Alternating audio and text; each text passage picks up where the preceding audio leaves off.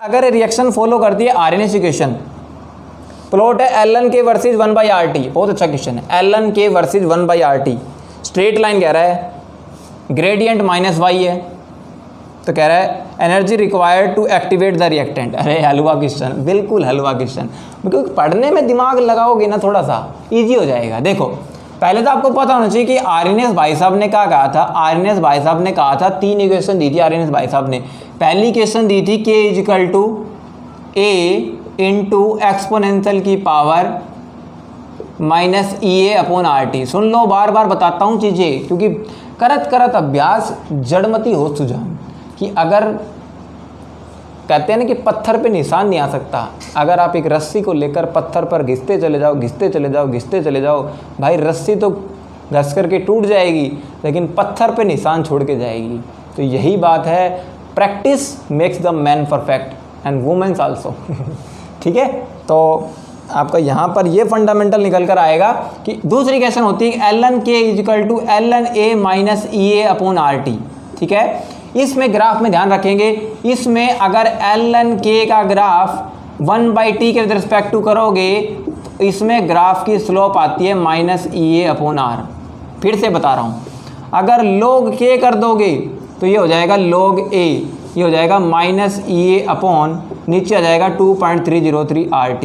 तो अगर यहाँ पर graph log k versus 1/t है, तो यहाँ पर ग्राफ की स्लोप निकल कर आती है -EA/2.303 R। ये चीज़ें याद रखो। ठीक है, अब देखो ln k, इसको उठा लाओ, यहाँ पर कह रहा है ln k का ग्राफ है with respect to ln k का 1/RT। इन्होंने 1/t नहीं किया, अब की बार 1/RT कर दिया, 1/RT। t की जगह t के साथ r और ले लिया, क्योंकि r भी कांस्टेंट ही है। तो ग्राफ पता क्या हो जाएगा, फर्क कितना पड़ जाएगा। देखो अब की बार इस ग्राफ को इस इक्वेशन के अंदर ये मिटा देता हूँ। इस इक्वेशन में हो गया y = c + mx। तो आपका y एक्सिस पे कौन है, ln k, इंटरसेप्ट कौन हो गया, ln a, x कौन कह रहा है, x कह रहा है 1/RT, 1/RT हो गया। तो आपका सीधा आ गया ना मेरे भाई, ये ln के नीचे 1/RT, ये ग्राफ की स्लोप। तो अब की बार स्लोप क्या आएगी, -EA। वैसे तो -EA/R आती है, लेकिन r को इन्होंने x एक्सिस पे ले लिया, तो स्लोप कितनी आ गई, -EA। अरे स्लोप को ग्रेडियंट बोलते हैं मेरे भाई, यहाँ पर बच्चे कंफ्यूज हो गए मोस्टली। ग्रेडियंट कह दिया, पढ़ो न्यूमेरिकल को, ग्रेडियंट कह रहा है -y, ग्रेडियंट कह रहा है -y।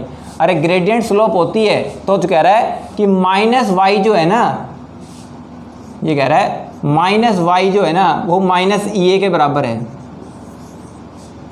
समझ में आ गया, -y -EA के बराबर है। माइनस से माइनस कैंसिल हो गया।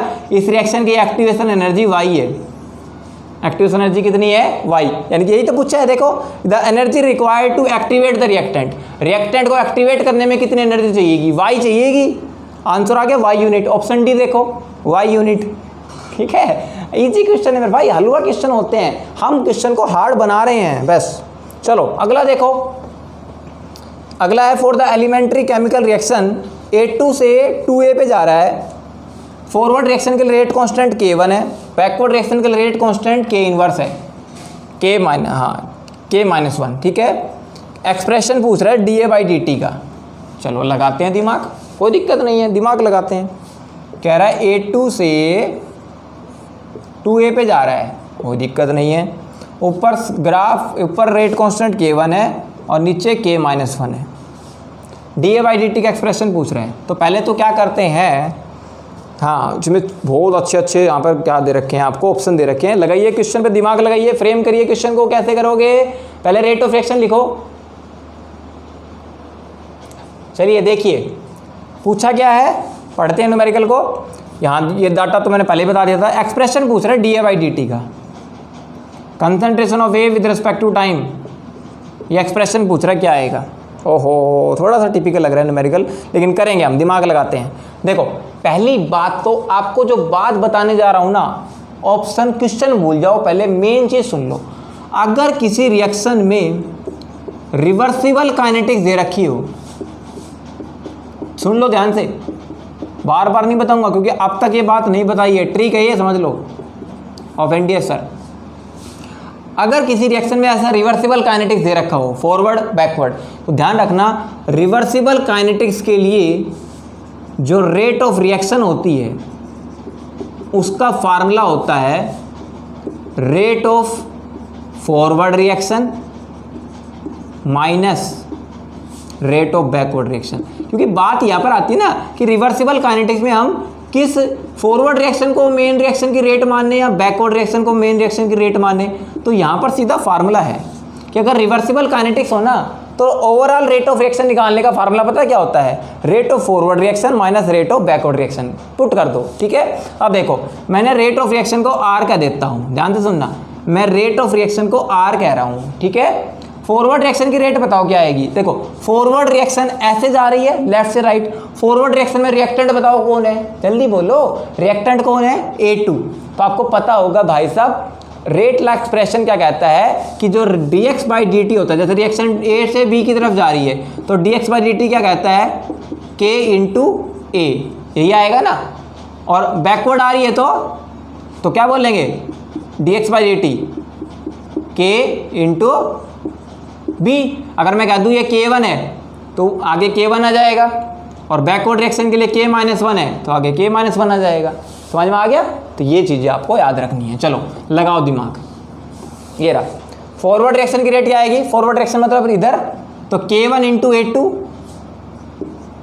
K1 इंटू A2 माइनस, समझ गए, माइनस रेट ऑफ बैकवर्ड। अब बैकवर्ड रिएक्शन उधर जाती है, बैकवर्ड रिएक्शन उधर जाएगी तो रिएक्टेंट कौन है अब की बार, ए रिएक्टेंट है, और ए रिएक्टेंट के कितने मोल है 2, और बैकवर्ड रिएक्शन का रेट कांस्टेंट कौन है K माइनस 1, तो K माइनस 1 ए के कितने मोल पे डिपेंड कर रही है रिएक्शन, 2 मोल पे डिपेंड कर रही है, तो ऊपर पावर 2 आएगी, ठीक है। ये समझ में आ गया, ये रेट है।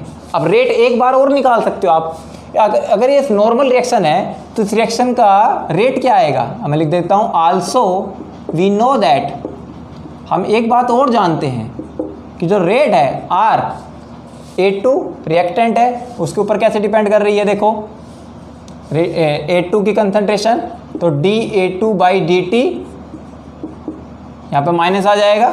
अगर इसको मैं केवल फॉरवर्ड रिएक्शन को मायने कर रखता हूँ, माइनस आ जाएगा यहाँ पर। इट इज आल्सो, यहाँ पर प्रोडक्ट के लिए क्या आएगा 1/2 dA बाई dt, समझ पा रहे हो, 2 प्रोडक्ट है ना, तो स्टोइकोमेट्रिक कोएफिशिएंट कितना है 2, तो 1/2 हो जाएगा dA बाई dt। अब देखो मैंने ये क्वेश्चन क्यों लिखी है, क्योंकि यहाँ पर आपको dA बाई dt पूछा है। अब dA बाई dt पूछा है तो लगाओ दिमाग, ये रहा आपका dA बाई dt, ये 2 है ना मेरे भाई, इस 2 को यहाँ ले आओ, आया समझ में, 2 को यहाँ ले आओ, dA बाई dt रह गया, 2 को यहाँ ले आओगे तो क्या हो जाएगा 2R, 2 को यहाँ ले आओगे तो क्या हो जाएगा 2R। तो आपको फाइनल फार्मूला मिल गया कि dA बाई dt कुछ भी नहीं है 2R ही है, dA बाई dt और कुछ नहीं है, dA by dt just equal to 2R। अब R क्या है सर, R तो बताओ, R ये रहा भाई, कितनी बार बताऊंगा, ये रहा R की वैल्यू ये रही, पुट कर दो, पूरी इक्वेशन को 2 से मल्टीप्लाई करो, जल्दी करो, पूरी इक्वेशन को 2 से मल्टीप्लाई करोगे तो यहाँ पर 2K1 हो जाएगा, और हाँ, और आगे इसको ब्रैकेट में बंद कर दो, ठीक है, क्योंकि 2R आएगा ना ये देखो कौन सा ऑप्शन मैच कर रहा है, ऑप्शन आपका मैच कर रहा है, फर्स्ट ही देख लो 2K1 A2, ठीक है, माइनस K माइनस 1 A का होल स्क्वायर, यही क्वेश्चन आएगी। समझ में आ गया फंडामेंटल। अरे भाई बहुत इजी पीजी क्वेश्चन था ये, थोड़ा समझना था कि क्वेश्चन को dA बाई dt की सेंस में लाना था, और dA बाई dt की सेंस में लाना था तो मैंने कुछ भी नहीं किया है। dA बाई dt की सेंस ये कहती है कि रिएक्शन की जो रेट है वो 1/2 dA बाई dt के बराबर है, ठीक है। तो 1/2 dA बाई dt, 2 को मैं यहाँ ले आया, ये 2R के बराबर हो गया, वैसे मैंने R की वैल्यू सब्स्टिट्यूट कर दी, ये रही, तो 2R करेंगे तो आगे 2 लग जाएगा, पूरा आगे मल्टीप्लाई हो जाएगा, तो answer comes out to with this. चलिए आगे करें, चलो आगे देखो, ये बहुत अच्छा क्वेश्चन है कि कंसीडर द गिवन प्लॉट्स, ये भी तो 2019 का क्वेश्चन है, for the reaction obeying RNS equation. अरे अच्छा क्वेश्चन है, अरे तो बहुत अच्छा क्वेश्चन है। देखो क्या कह रहा है, इस ग्राफ के मैंने इस क्वेश्चन के ऑप्शन नहीं दिए, मैंने ऑप्शन अपने आप बनाओ। ऑप्शन क्या बन सकते हैं, पहला ऑप्शन ये हो गया कि इसमें दो ग्राफ दे रखे हैं, पहला ऑप्शन है दोनों ग्राफ रॉन्ग है, दूसरा ऑप्शन है दोनों ग्राफ राइट है, तीसरा ऑप्शन है, सुन लो पहले यहाँ पर ऑप्शन बनाते हैं, ऑप्शन 1 2 3 4। ऑप्शन 1 कह रहा है बोथ, सुन लो क्वेश्चन को बनाने की कोशिश करो, इतने मैं ऑप्शन लिखता हूँ। Both graph are wrong, both graph are right, दोनों ग्राफ सही है। थर्ड ऑप्शन कह रहा है फर्स्ट इज रॉन्ग, पहला ग्राफ रॉन्ग है, सेकंड इज राइट, दूसरा ग्राफ राइट है। फोर्थ ऑप्शन है first is right, second is wrong. लगाओ दिमाग। 4 ग्राफ दे रखे, 2 ग्राफ दे रखे हैं, कह रहे हैं पहला ऑप्शन कह रहा है दोनों ग्राफ गलत हैं, दूसरा ऑप्शन कह रहा है दोनों ग्राफ सही है, तीसरा ऑप्शन कह रहा है पहला ग्राफ रॉन्ग है दूसरा सही है, चौथा ऑप्शन कह रहा है पहला ग्राफ सही है दूसरा रॉन्ग है। लगाओ दिमाग। चलो अब देखो, बहुत इजी क्वेश्चन है। पहला क्वेश्चन कह रहा है, हाँ लेकिन यहाँ पे क्वेश्चन दी है, कह रहा है 0 डिग्री सेल्सियस से टी और टी से ज़्यादा 300 डिग्री सेल्सियस, यानी कि टेम्परेचर है ना वो 0 डिग्री सेल्सियस से 300 डिग्री सेल्सियस की रेंज में काम कर रहा है। ठीक है, के और ई ए हो गया rate constant activation energy respectively. ठीक है, तो पहला ग्राफ को ऑब्जर्व करते हैं, ध्यान से समझना। पहला ग्राफ है ना रेट कांस्टेंट और एक्टिवेशन एनर्जी के बीच में है पहला ग्राफ, बताओ। और ग्राफ ऐसे दे रखा है, क्या ये ग्राफ सही है? यानी कि एक्टिवेशन एनर्जी बढ़ती है तो रेट कांस्टेंट घटता है। कितने लोगों को लगता है कि एक्टिवेशन एनर्जी बढ़ने से रेट कांस्टेंट घटता है? अरे भाई बताओ, ये एक्टिवेशन एनर्जी बढ़ने से रेट कांस्टेंट घटता है? बताऊं? देखो एक बात लगाओ, कैटलिस्ट का रोल क्या होता है? कैटलिस्ट का रोल होता है रिएक्शन की एक्टिवेशन एनर्जी को कम करना।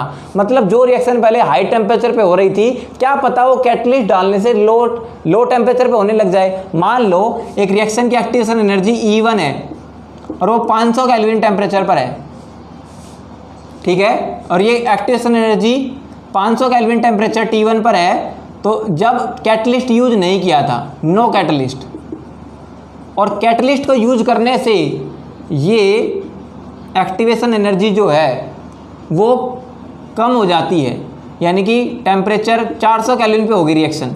ये कब है? जब हमने कैटलिस्ट इस्तेमाल किया। कैटलिस्ट इस्तेमाल करने से टेम्परेचर कम हो गया। ठीक है, समझ में आई मेरी बात? तो एक्टिवेशन एनर्जी क्या हुई? कम हुई।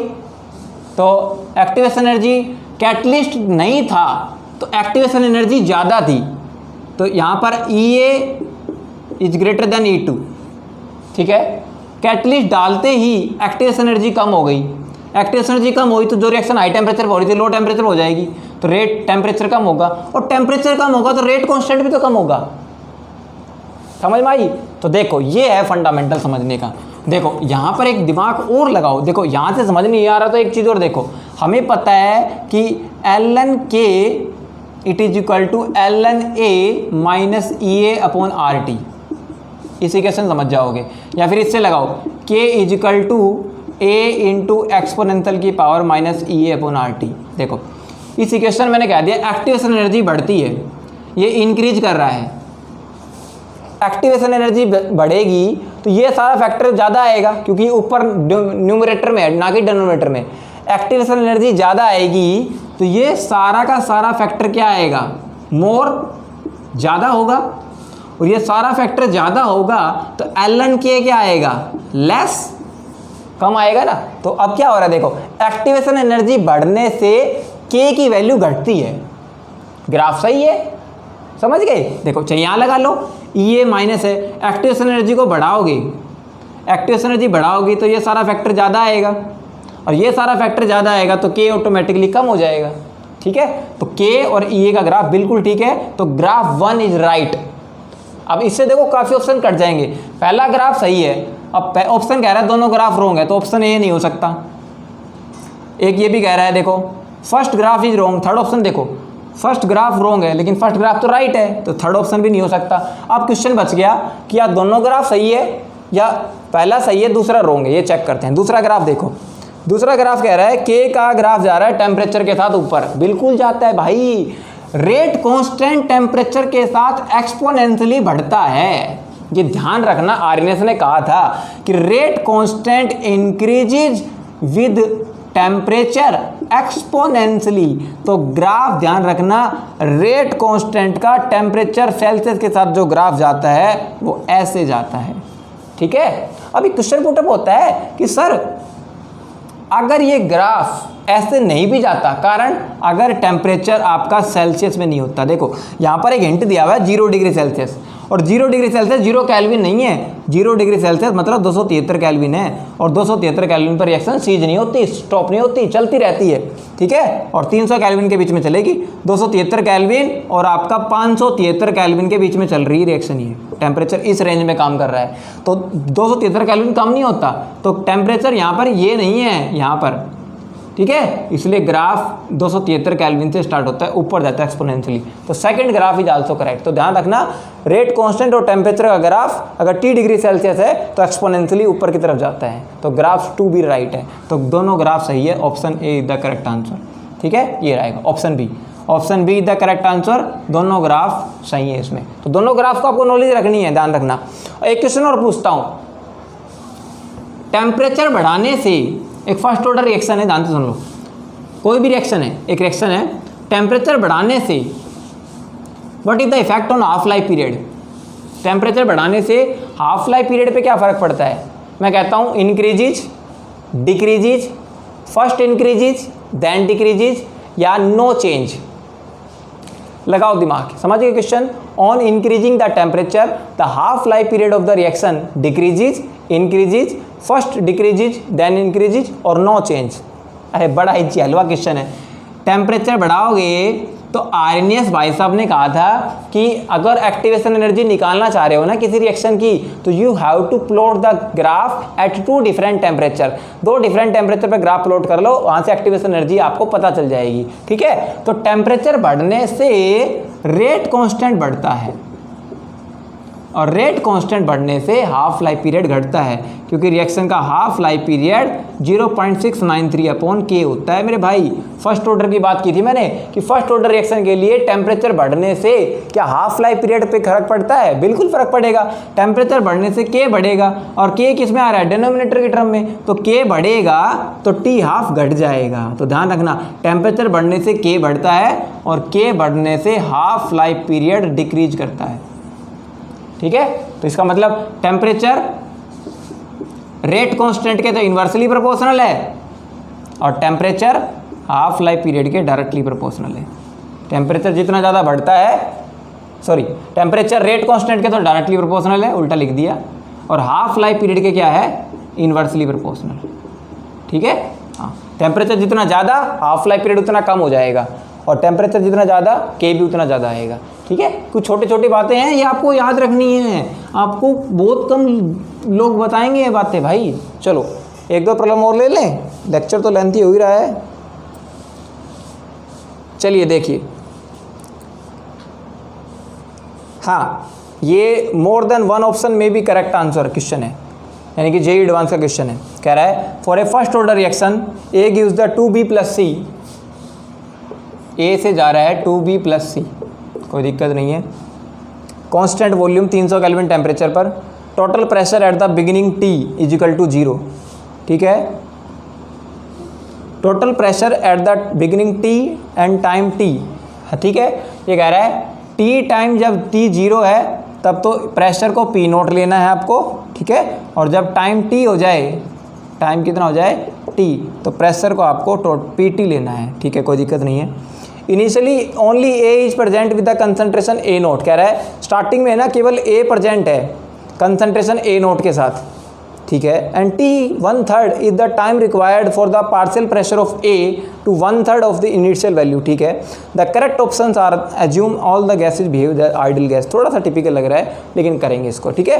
ग्राफ कौन कौन से करेक्ट है इसमें, कौन से रॉन्ग है, ग्राफ की नॉलेज पूछी है, ठीक है। चलो तो 40वां क्वेश्चन करते हैं आपके ऑन योर स्क्रीन। चलो देखो करके दिखाएं, जब भी ऐसा क्वेश्चन आए ना, देखो कैसे फ्रेम करना है आपको, देखो ध्यान से समझो। A के साथ 2B + C बन रहा है, अगर मैं कह दूँ टाइम t इजिकल टू 0 है, टाइम t पे क्या है 0, तो t टाइम पे आपको बताया था इनिशियल प्रेशर तो P नॉट है और इनके 0 रहेंगे क्योंकि रिएक्शन अभी स्टार्ट नहीं हुई है, तो प्रोडक्ट के अंदर पार्शियल प्रेशर में चेंज नहीं आएगा। चलो दिक्कत है।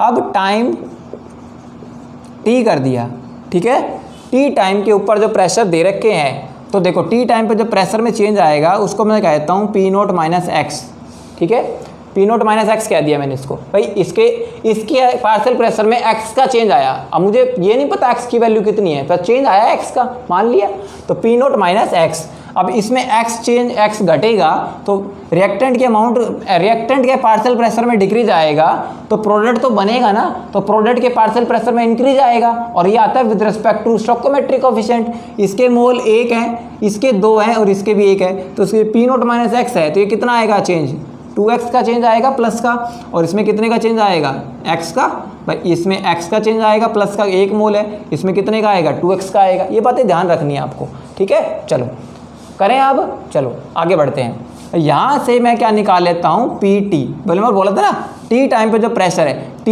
0 पर तो P नॉट है और t टाइम पर कितना है PT, तो टोटल प्रेशर कितना बराबर आएगा P not plus P not minus x, देखो P not minus x plus 2x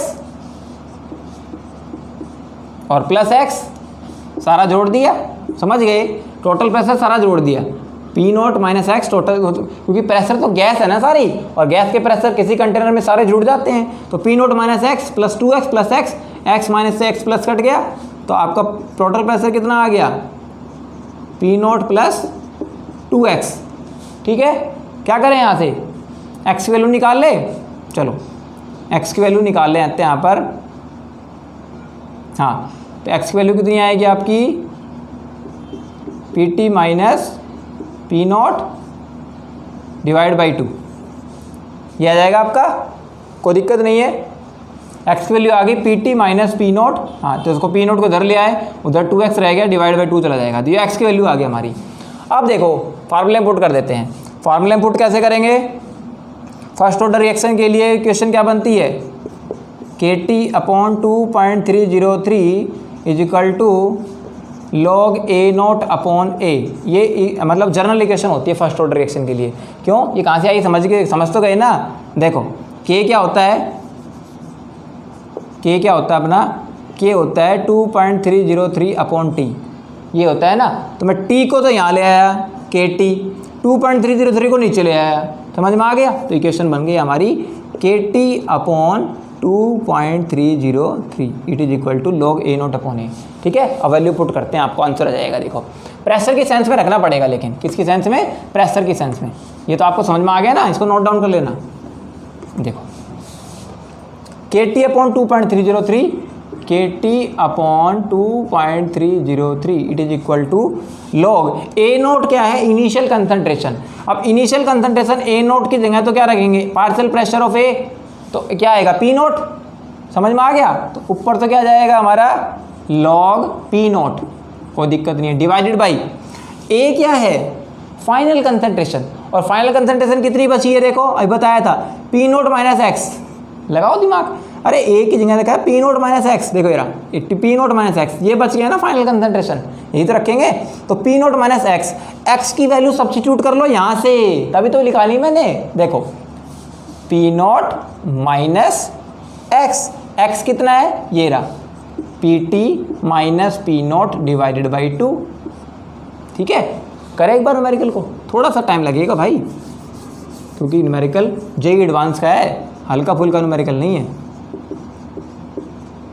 देखो लॉग ऊपर P नोट, हाँ, अब देखो क्या करता हूँ मैं, P नोट माइनस, यहाँ पर पहले क्या करें भाई, एलसीएम ले लेते हैं, ये माइनस एलसीएम 1 आ गया, तो एलसीएम लेंगे तो 2 से क्या आएगा 2P नोट, 2P नोट, 2 से यहाँ करेंगे तो यहाँ क्या आएगा माइनस PT, और 2 से यहाँ करेंगे तो यहाँ कितना आएगा, PT माइनस P नोट ही आएगा, PT माइनस, और ये तो माइनस है ना भाई, ये माइनस है यहाँ, ये ब्रैकेट में है, ये ब्रैकेट में है PT minus P note divide by 2, क्योंकि एक्स की वैल्यू है ना, तो ये माइनस है, तो यहाँ माइनस माइनस क्या हो जाएगा प्लस, और पूरे की पावर 2, समझ में आ गया, अरे एलसीएम लिया है नीचे, पूरे की पावर क्या हो गई 2 हो गई। तो अब देखो लास्ट KT/2.303, 2 तो ऊपर चला जाएगा, 2P0, नीचे क्या रह गया 2P0 और P0 कितना हो गया 3P0 माइनस PT, ये आ गया आपका। करें, चलो भाई साहब थोड़ा सा टाइम लग रहा है लेकिन है क्वेश्चन बड़ा इंटरेस्टिंग, मेरे को भी करने में मज़ा आ रहा है। देखो ये आ गया। अब देखो इसको y = mx+c की फॉर्म ले लो। एक चीज़ भूल गए हम, यहाँ पे log आएगा, यहाँ पे क्या जाएगा log, ठीक है। अब देखो इसको थोड़ा सा अरेंज कर लेते हैं, KT/2.303 log A/B को खोल लेते हैं। log A/B क्या होता है, log A log 2P0 minus log 3P0 minus PT, 3P0 minus PT, ठीक है। मिल गया अपने को ग्राफ, बस पुट कर दो, ये इसको इधर ले आओ, log 3P0 माइनस PT किसके बराबर आएगा, log 2P0, इसको इधर ले जाओ, माइनस KT/2.303, ठीक है। अब देखो ग्राफ इसके बीच में है, बनाए, ये रहा ग्राफ, ये रहा ऊपर log 3P0 minus PT y axis पे विद रिस्पेक्ट टू टाइम, ठीक है। ये ग्राफ के नीचे स्लोप जा रही है, स्लोप कितनी आ जाएगी माइनस K/2.303, इंटरसेप्ट क्या हो गया log 2P0। तो आपको देखो ग्राफ 1 देखो ln 3P0 माइनस PT, बस मैंने log की फॉर्म में ले लिया, कोई ज़्यादा फर्क नहीं पड़ता, ln 3P0 minus PT upon time, ये रहा। तो आपका ग्राफ 1 जो है वो करेक्ट है, और ग्राफ 1 करेक्ट है तो 3 करेक्ट कैसे हो सकता है, क्योंकि थर्ड ग्राफ में देखो 3P0 नहीं दे रखा, बस P0 माइनस PT दे रखा है। फर्स्ट ग्राफ में 3P0 है, थर्ड ग्राफ में 3P0 नहीं है, केवल P0 है। तो फर्स्ट ग्राफ अगर ठीक है तो सेकंड ग्राफ ठीक नहीं हो सकता, थर्ड ग्राफ। तो आपका ग्राफ 1 करेक्ट है, यानी कि ऑप्शन A करेक्ट है, C इनकरेक्ट है। तो A तो करेक्ट हो गया, मल्टी करेक्ट है ना। अगला और निकालते हैं, डी ऑप्शन देखो, रेट कांस्टेंट इनिशियल कंसंट्रेशन कभी चेंज नहीं करता भाई, फर्स्ट ऑर्डर रिएक्शन है, रेट कांस्टेंट है ना, वो केवल टेम्परेचर का फंक्शन है।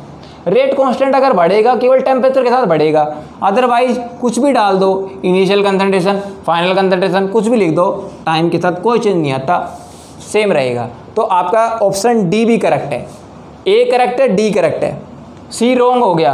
अब बच गया केवल बी चेक करना है। क्या चेक करना है, बी चेक करना है बस, कि T1/3 का जो ग्राफ है A0 के विद रिस्पेक्ट टू, कि वास्तव में ये ग्राफ आता है कि नहीं आता। देखो T1/3 क्या आएगा, देखो A = 2B + C, ठीक है। तो अगर टाइम 0 टाइम पर ये P0 है तो आपका ये आ गया, और टाइम T = T1/3, T1/3 का आंसर मतलब क्या हो जाएगा, 1/3 टाइम पे देखो हाफ लाइफ पीरियड के बाद कंसंट्रेशन ऑफ हो जाती है, T1/3 के बाद क्या हो जाएगा P0/3, समझ गया आ गया, P0/3 हो जाएगा, यानी कि कंसंट्रेशन T1/3 टाइम के बाद पता क्या हो जाएगा P0 माइनस 2P0/3। अरे P0 तो इनिशियल कंसंट्रेशन प्रेशर, उसमें जैसे 2P0/3 मैंने घटा दिया, समझ में आ गया, तो बचेगा कितना P0/3 तो बचेगा, ठीक है, क्योंकि ये 2P0/3 क्योंकि 1/3 रिएक्टेंट कंज्यूम हो चुका है, तो P0 माइनस 2P0/3 बचेगा। तो इस प्रकार से लगा दो। तो आपको सीधा इक्वेशन लगाना था KT/2.303, तो क्या आएगा ln P0/3, तो 3 तो ऊपर चला गया, P0 से P0 कैंसिल हो गया, तो ग्राफ में ln 3 आ रहा है, तो T1/3 तो आ ही नहीं रहा, ठीक है। तो यहाँ पर इस इक्वेशन के अंदर देखो कहीं भी कंसंट्रेशन A0 का जिक्र नहीं है, A0 का जिक्र इस रिएक्शन में कहीं भी नहीं है दूर दूर तक। तो यहाँ पर ग्राफ बी क्या हो गया, रॉन्ग हो गया। तो ऑप्शन ए करेक्ट है और डी करेक्ट है, ठीक है। This is the very interesting question for the exam point of view. तो आपकी डेफिनेटली यहाँ से नॉलेज बिल्डअप हुई होगी, ठीक है भाई। बोलो कितने अच्छे न्यूमेरिकल करवा दिए, और क्या लोगे मेरे भाई।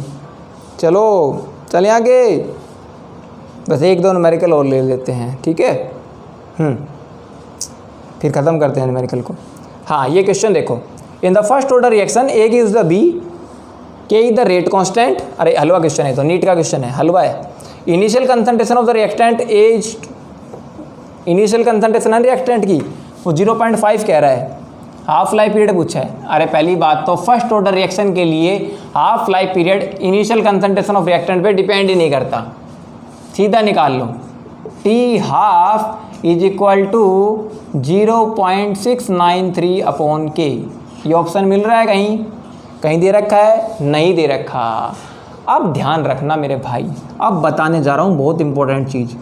फर्स्ट ऑर्डर रिएक्शन के लिए, फर्स्ट ऑर्डर रिएक्शन के लिए जो आपका टी हाफ होता है उसका फार्मूला होता है 0.693 अपॉन के, और एक दूसरा फार्मूला और है वो लिख लो, उसका नाम है ln2 अपॉन के। ln2 अपॉन के, ln2 अपॉन के प्रूव करके दिखाऊं? देखो, फर्स्ट ऑर्डर रिएक्शन के लिए आपका के का फार्मूला होता है, फर्स्ट ऑर्डर रिएक्शन के लिए 2.303 अपॉन टी लॉग ए नोट अपॉन ए, यही होता है ना? बोलो जल्दी। के का फार्मूला होता है 2.303 upon T log A naught upon A. अब देखो ln की वैल्यू होती है 2.303 लॉग, होती कि नहीं होती? ln की वैल्यू होती है 2.303 लॉग। अब 2.303 लॉग की जगह मैं ln रख रहा हूँ, 2.303 लॉग की जगह ln रख रहा हूँ मैं, तो इसको हटाया मैंने, तो क्या फार्मूला बन गया आपका 1 अपॉन टी ln। ठीक है, टी को यहाँ ले आता हूँ, ध्यान से समझना, टी को मैं यहाँ ले आता हूँ, बोलो ठीक है, टी को मैं यहाँ ले आता हूँ, के को नीचे ले जाता हूँ। तो आपका देखो अब टी को यहाँ ले आए और के नीचे आ गया, ये आ गया आपका। अब टाइम को टी हाफ रखो, at time T is equal to T half. ध्यान से दिमाग लगाना, बहुत ईजी क्वेश्चन है। टाइम टी को टी हाफ रख रहा हूँ, टाइम टी को टी हाफ, और टाइम टी को टी हाफ रखेंगे तो कंसंट्रेशन, फाइनल कंसंट्रेशन इनिशियल से हाफ हो जाएगी। समझ में आई मेरी बात भाई? थोड़ा सा आपको टिपिकल लग रहा होगा, देखो फिर से बता देता हूँ। फर्स्ट ऑर्डर रिएक्शन के लिए के होता है 2.303 लॉग ए नोट अपॉन ए, नीचे टी आता है, 2.303 लॉग की वैल्यू ln होता है, तो इस पॉइंट को हटा के मैंने कर दिया 1 अपॉन टी ln ए नोट अपॉन ए। ठीक है, कोई दिक्कत नहीं है। टी को यहाँ ले आओ, के को नीचे ले कर दो, रीअरेंज कर दिया, टी को यहाँ ले आए, के को नीचे कर दिया। अब मैं कंडीशन लगा रहा हूँ कि अगर time T is equal to T half है तो फाइनल कंसंट्रेशन इनिशियल कंसंट्रेशन से हाफ हो जाएगी। तो वैल्यू पुट करो, टी की जगह टी हाफ रखो, टी की जगह टी हाफ रखेंगे तो टी हाफ, टी की जगह टी हाफ रख दिया, 1 अपॉन के ln ए नोट अपॉन 2 की, ए की जगह क्या रखेंगे, ए नोट अपॉन 2, तो ए नोट अपॉन 2 ऊपर चला जाएगा, ए नोट से ए नोट कैंसिल हो गया। ठीक है, तो आप निकाल लो इस रिएक्शन का टी हाफ क्या आ गया, ln2 अपॉन के, हैंस प्रूव्ड। समझ में आ गया? तो फार्मूला याद रखना है, टी हाफ का फार्मूला ln2 अपॉन के होता है। चलो कर लोगे, कोई दिक्कत नहीं है। बस अब ये देखो next question on your screen now, कि the rate of the first order reaction is 1.2 into 10⁻⁻² mole litre inverse minute inverse at 0.5 concentration of the reactant, the half life of the reaction. देखो बहुत अच्छा question है, मैं तभी तो कह रहा हूँ कॉन्सेप्ट को क्लियर रखो मेरे भाई। अब इसमें एग्जामिनर पता क्या कह रहा है, रिएक्शन का जो रेट है, the rate of the first order reaction, first order reaction है उसका रेट दे रखा है dx/dt, कितना है 1.5 into T 10⁻⁻² mole litre inverse second inverse. ठीक है, कंसंट्रेशन दे रखी है, ए की कंसंट्रेशन चलो मान लीजिए ए नोट, कंसंट्रेशन दे रखी है 0.5। ठीक है, हाफ लाइफ पूछ रहा है। ठीक है, आसान है, dx/dt फर्स्ट ऑर्डर के लिए के अपॉन ए पर डिपेंड करता है। ठीक है, पूछा क्या है, हाफ लाइफ पीरियड, लेकिन आपको के नहीं पता ना रिएक्शन का, क्या आपको के पता है? नहीं पता, तो फर्स्ट ऑर्डर रिएक्शन के लिए के को सब्स्टिट्यूट कर लो। देखो टी हाफ क्या होता है 0.693 अपॉन के, होता है कि नहीं होता, 0.693 अपॉन के। तो पहले के निकाल लो, के क्या आएगा, देखो इस रिएक्शन में के क्या आएगा, के के आएगा D X by D T upon A, D X by D T upon A. समझ गए कि नहीं समझ गए? अरे D X by D T K into A के बराबर है। ऐसे न्यूमेरिकल को ऐसे सोल्व करना है, D X by D T equal to K into A. K निकालना है तो ए को नीचे ले आया, D X by D T upon A. अब इस के की वैल्यू को सब्स्टिट्यूट कर दो हाफ लाइफ पीरियड के सेंस में, समझ में आ गया? हाफ लाइफ पीरियड होता है 0.693 अपॉन के, तो के क्या हो जाएगा 0.693 upon T half, 0.693 upon T half. तो के की जगह रख दो 0.693 अपॉन टी हाफ, ठीक है? वैल्यू सारी सबके देख लो, आंसर हो जाएगा। तो 0.693 टी हाफ आपको निकालना है, छोड़ दो। D X by D T दे रखा है 1.5 इंटू 10 की पावर -2 डिवाइडेड बाई ए की कंसंट्रेशन 0.5 डिवाइडेड बाई 0.5। ये 1.5 है, 0.5 है, कितने पे जाएगा 3 पे जाएगा, ठीक है? टी हाफ उधर ले जाओ, ये नीचे ले आओ, तो टी हाफ कितना आएगा, ये नीचे ले आओ 0.693 डिवाइडेड बाई 3 इंटू 10 की पावर -2, ठीक है? अब थोड़ा सा मैं चेंज करता हूँ, देखो टी हाफ कितना आएगा आपका, 10 की पावर -2 को ऊपर लेके जाओ, 10 की पावर +2, 10 की पावर 2 क्या होता है 100, तो 0.693 को 100 से मल्टीप्लाई करोगे तो ये 2 डिजिट आगे सरक जाएगा पॉइंट यहाँ पर, तो 0.693 कितना हो जाएगा 69/3, 69.3 को डिवाइड करो 23.1 मिनट आएगा, बिल्कुल एग्जैक्ट आंसर निकलेगा। आंसर देखो कौन सा मैच कर रहा है, ऑप्शन बी देखो 23.1 मिनट, ठीक है? कर लोगे? ऐसे क्वेश्चन को ऐसे टैकल करना है भाई। फर्स्ट ऑर्डर रिएक्शन थी, फर्स्ट ऑर्डर रिएक्शन में अगर आपको dx by D T given हो, रेट ऑफ रिएक्शन गिवन हो, कंसंट्रेशन गिवन हो, तो dx बाई डी टी होता है k इंटू ए। तो dx by D T given था, a गिवन था, तो k निकाल लो ना, k निकाल लिया। अब k क्या होता है, k से t आप पूछ निकाल लेते भाई। इस क्वेश्चन को करने के 2 तरीके हैं, या तो पहले आप k निकाल लो, ठीक है? के निकाल कर उसमें पुट कर दो। देखो या तो पहले आप के निकाल लेते, के कैसे निकालते, D X by D T upon A, तो D X by D T कितना था 1.5 इंटू 10 की पावर -2 अपॉन ए 0.5, तो 3 पे गया, ये जल्दी हो जाता 3 इंटू 10 की पावर -2, और के पता है तो इसको पुट कर देते, टी हाफ यहाँ पे के नीचे, तो 0.693 अपॉन के की वैल्यू 3 इंटू 10 की पावर -2, कितना आया था अपना 23.1 मिनट। कर लोगे? चलो हाँ, बस लास्ट के 2 न्यूमेरिकल और लेते हैं, फिर क्वेश्चन को ख़त्म करते हैं, ठीक है? अगला देखो, 2 क्वेश्चन आपके स्क्रीन पर आ रहे होंगे सीधे, कि the rate of the reaction between 2 reactants, 2 reactants हैं, उनके बीच में रेट ऑफ रिएक्शन ए और decreases by A factor 4, 4 factor के द्वारा घट गए। अब क्वेश्चन का मीनिंग समझो, डिक्रीजेज बाई ए फैक्टर 4 का मतलब है 1/4 हो गई। कब? जब केवल B की कंसंट्रेशन डबल की गई, तो B के विद रिस्पेक्ट टू ऑर्डर पूछ रहा है, ठीक है? देखो पहली बात तो सुन लो, रिएक्टेंट 2 है, A प्लस B से प्रोडक्ट बन रहे हैं, 2 रिएक्टेंट है, हिंट्स को पकड़ो। कह रहा है मान लो इनिशियल रेट ऑफ रिएक्शन, मान लो पहले इनिशियल रेट ऑफ रिएक्शन लिखा करो। ऐसे क्वेश्चन इनिशियल रेट मेथड से होते हैं, ठीक है?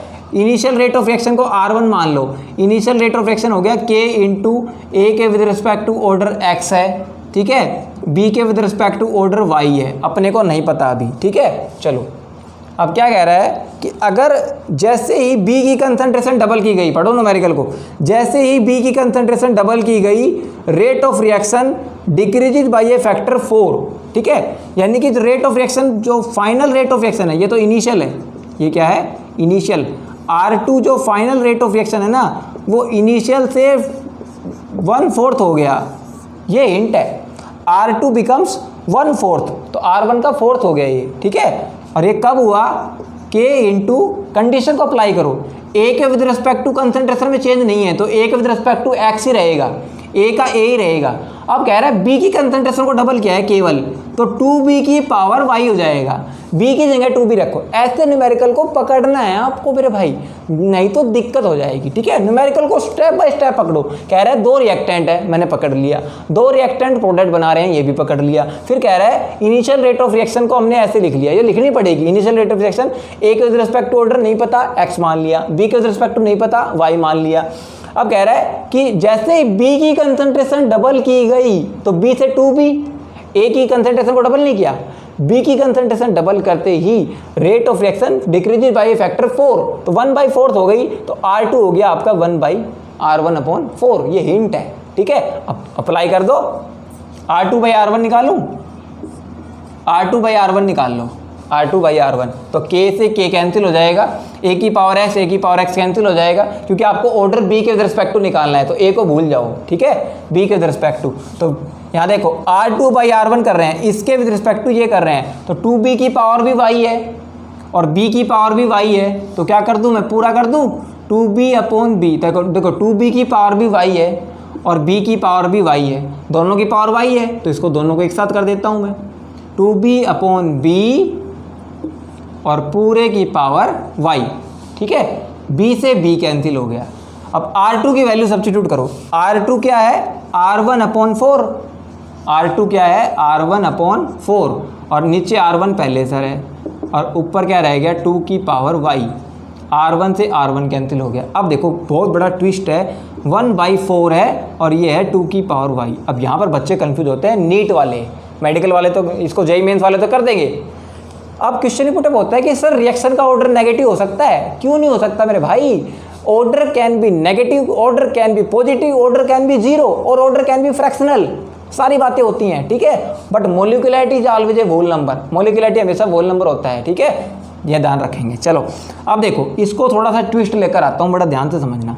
मैंने कह दिया यहाँ पर 1/4 है, यहाँ पर क्या है 1/4, लेकिन यहाँ पर 2 है, इसको मैं क्या करता हूँ 1/4, 2 को है ना 1/2 लिख दिया, 2 को क्या लिख दिया 1/2, तो 2 को 1/2 लिखेंगे तो ये पावर -y हो जाएगी, पावर क्या हो जाएगी -y, समझ रहे हो, नहीं समझे, चलो कोई दिक्कत नहीं है, थोड़ा सा और चेंज कर लेते हैं। इसको मैं क्या करता हूँ 4 को ऊपर ले जाता हूँ, ठीक है, 4 को ऊपर ले गया, तो 4 को ऊपर ले जाएंगे तो 1/4 की वैल्यू तो -1 है, 1/4 की पावर -1 है, तो 4 की पावर कितनी हो जाएगी, 4 की पावर -1, और उधर कितना आएगा 2 की पावर y। अब ये 2 है और ये कितना है 4, तो इसको मैं कर देता हूँ 2 की पावर 2, और 2 की पावर 2 करेंगे तो यहाँ कितना जाएगा -2, तो यहाँ पर y की वैल्यू कम्स आउट हो आएगी -2, y कितना आएगा -2, तो b के रिस्पेक्ट टू ऑर्डर कितना है यहाँ पर -2 आएगा, तो ऑर्डर इसका आंसर है ऑप्शन बी के रिस्पेक्ट टू ऑर्डर कितना है -2, ठीक है। कंसंट्रेशन ऐसे ही निकालनी है आपको, ठीक है, कोई दिक्कत नहीं है, कर लोगे न्यूमेरिकल को, बहुत ही इजी पीजी क्वेश्चन था ये। अगला क्वेश्चन और देखो, फिर ख़त्म करते हैं वीडियो को। भाई बहुत लेंथी हो गई वीडियो, मेरे को लग रहा है। वीडियो का देखना टाइमिंग कितना हो गया है, आप ही देखो, मैं तो देखता नहीं हूँ ये चीज़ें। ओहो 1 घंटे 45 मिनट, ठीक है, कोई दिक्कत नहीं है। क्या अगला last question, for a first order reaction A gives the B the rate of reactant concentration 0.01 is found to be 2 × 10⁻⁵ half life period पूछ रहा है। अरे वही है, सेम क्वेश्चन है, कर दो दोबारा।